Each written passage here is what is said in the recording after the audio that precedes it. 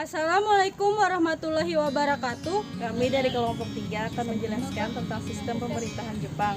Sebelum saya menjelaskan sistem pemerintahan Jepang, saya akan memperkenalkan anggota-anggota dari kelompok 3. Saya sendiri, Siti Anissa Riyahana. Kenalkan, nama saya Yunita. Perkenalkan, nama saya Jaratun Nupus. Perkenalkan, nama saya Nurliani. Perkenalkan, nama saya Muhammad Hatami. Perkenalkan, nama saya Abdul Fatah. Sistem pemerintahan Jepang. Jepang menganut sistem negara monarki konstitusional yang sangat membatasi kekuasaan Kaisar Jepang. Sebagai kepala negara seremonial, kedudukan Kaisar Jepang diatur dalam konstitusi sebagai simbol negara dan pemersatu rakyat. Kekuasaan pemerintah berada di tangan Perdana Menteri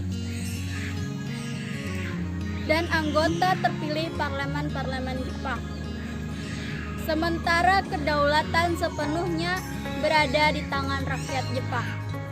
Pada saat Jepang memasuki era demokrasi Taisho pada tahun 1912 sampai 1926, ketika parpol mulai bermunculan dan mengikuti pola partai-partai modern yang berkembang pesat di negara-negara barat, khususnya Inggris Raya, dengan sistem demokrasi parlementernya. Selama periode ini, parlemen partai dipimpin oleh Riken Seikai yang terbesar di Jepang pada masa itu. Mengingat gelombang restorasi di Jepang sejak zaman Meiji hingga sekarang mengalami pasang surut, peranan partai politik juga berpengaruh di Jepang hingga saat ini. Sejak Jepang menyerah pada sekutu pada tanggal 14 Agustus 1945, menandakan bahwa Jepang telah mengakhiri militerismenya di wilayah Asia. Beranjak dari kasus sebelumnya mengenai sistem pemerintahan Jepang yang terjadi, maka disimpulkan bahwa permasalahan yang ada pada sistem pemerintahan Jepang adalah kedudukan badan eksekutif atau kabinet sangat tergantung pada mayoritas, sehingga rentan dengan kekacauan. Namun hal tersebut dapat teratasi dengan adanya pengawasan yang kuat dari parlemen. Setelah kami menelaah, meneliti dan menganalisa kebijakan Perdana Menteri Shinzo Abe, penulis mengambil beberapa hal yang penting dari isi penulisan, terutama tentang sistem pemerintahan Jepang yang bertujuan untuk menstabilkan perekonomian dunia serta kebijakan fiskal dan moneter yang diberikan kepada Bank of Jepang untuk menaikkan inflasi menjadi 2%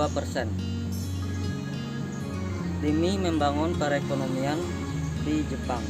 Perdana Menteri Shinzo Abe tidak hanya dia juga mengeluarkan kebijakan tenaga kerja yang sekarang ini menjadi permasalahan yang amat serius. Menurut kami, sistem pemerintahan Jepang sangatlah cocok dan baik bagi negara Jepang. Kenapa?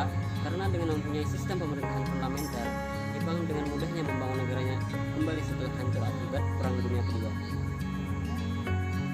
Terbukti, Jepang menjadi macan Asia pada saat ini. Jepang merupakan sebuah negara yang paling disegani di Asia.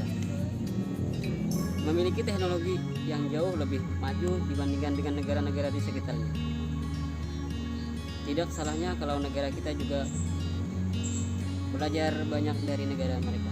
Sekian penjelasan dari kelompok kami. Wassalamualaikum warahmatullahi wabarakatuh.